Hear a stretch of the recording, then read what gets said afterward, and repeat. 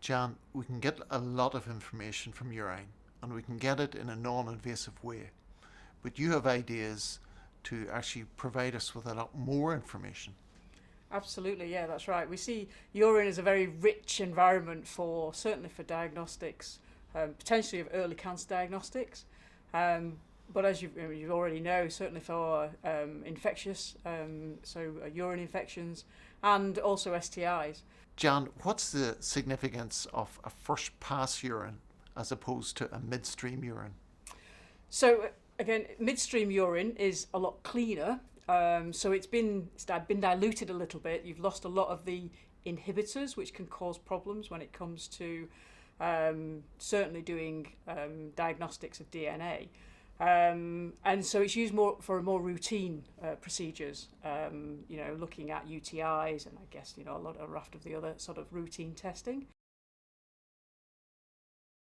Sometimes I think you get a little bit of complacency in terms of we know that we don't always get a clean sample, and when we're testing it there may be a little bit of a, I would say, a problem in, that people may not want to rely on that result. They may think, oh, it's contaminated, it doesn't contain protein. We'll disregard it. If you know that you're taking a clean sample and a clean catch, you can have a confidence there in terms of, from a midwife's perspective and from a woman's. Urine sampling is an integral part of good antenatal care, isn't it?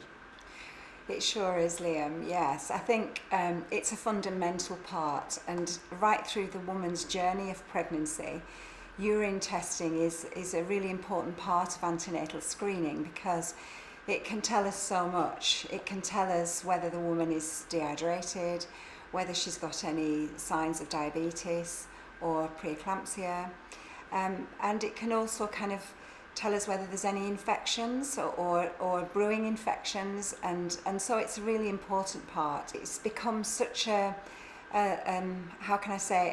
frequent thing that we do that it seems to be that it's just a urine sample. Yet it's very important that we get the sample in its best possible form so that it's not been hanging about, the urine hasn't been hanging about, or it's not been contaminated during the collection period. Traditionally, it's always been quite tricky to get a clean, uncontaminated sample, and often in clinic you'll give sort of basic instructions. But with the Peezy, it's just so much more straightforward to be able to do that. It just feels like a more sophisticated way of taking what is actually a very common sample.